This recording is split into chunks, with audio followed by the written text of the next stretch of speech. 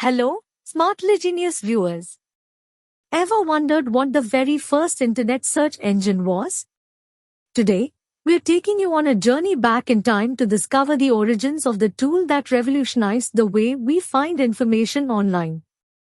From the early days of the internet to the birth of the very first search engine, buckle up, it's going to be a fascinating ride. Before we dive into history, let's first understand what a search engine actually is. At its core, a search engine is a software system designed to help you find information on the web. You simply type in a query, whether it's how to bake a cake or history of the Roman Empire, and the search engine delivers a list of links to web pages, images, videos, or news articles that are most relevant to your search. The speed and accuracy of these search results are made possible by complex indexing systems and web crawlers that continuously update massive databases. This is why, when you hit search, the results appear almost instantly.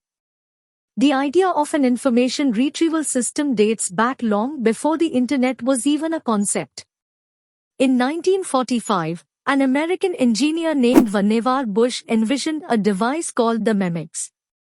This futuristic desk would allow a user to access a vast expanse of information stored in libraries, all connected by something similar to modern hyperlinks. Although the Memex was never built, Bush's vision laid the groundwork for what would eventually become the search engines we use today. Now, let's jump to the late 1980s.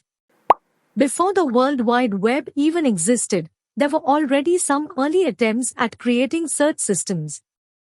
For example, Voice, launched in 1982, was used for finding information about users on the internet.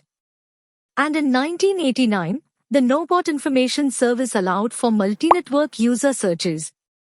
But the real game-changer came on 10 September 1990. That's the day the world's first documented search engine, Archie, was launched. So, what was Archie? And why was it such a big deal? Archie was created by Alan Emtage, a computer science student at McGill University in Montreal, Canada. The name Archie is short for archive without the "we". It was designed to help users find files on public FTP, file transfer protocol, sites. Archie didn't work like today's search engines, which can search the entire content of web pages. Instead, it downloaded directory listings of files available on these FTP sites, creating a searchable database of file names. While it didn't index the actual content of these files, Archie was a groundbreaking tool for its time, making it much easier to find files on the early internet. Following Archie's success, other search tools emerged in the early 1990s. One of the most notable was Gopher, a system created in 1991 by Mark McCahill at the University of Minnesota.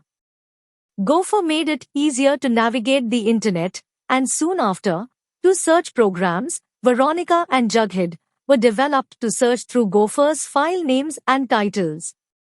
Fun fact, while Archie's name wasn't a reference to the famous comic book series, Veronica and Jughead were.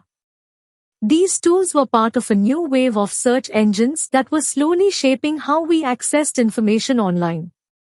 As the web continued to grow, so did the need for more sophisticated search engines. In 1993, we saw the launch of W3 Catalog, the web's first primitive search engine. While it was a big step forward, it was still pretty basic by today's standards. Later that year, AliveWeb and JumpStation were launched. JumpStation, in particular, was groundbreaking as it combined three essential features that all modern search engines use: crawling the web for content, indexing that content, and allowing users to search through it. And there you have it, the story of the world's first internet search engine and the early days of searching online. From Archie to the rise of more advanced tools like JumpStation, these early innovations paved the way for the search engines we rely on today. If you enjoyed this trip back in time, don't forget to hit that like button, share the video with your friends, and subscribe to Smartly Genius for more awesome content. Got a topic you want us to explore? Drop it in the comments below. Thanks for watching, and we will see you in the next video.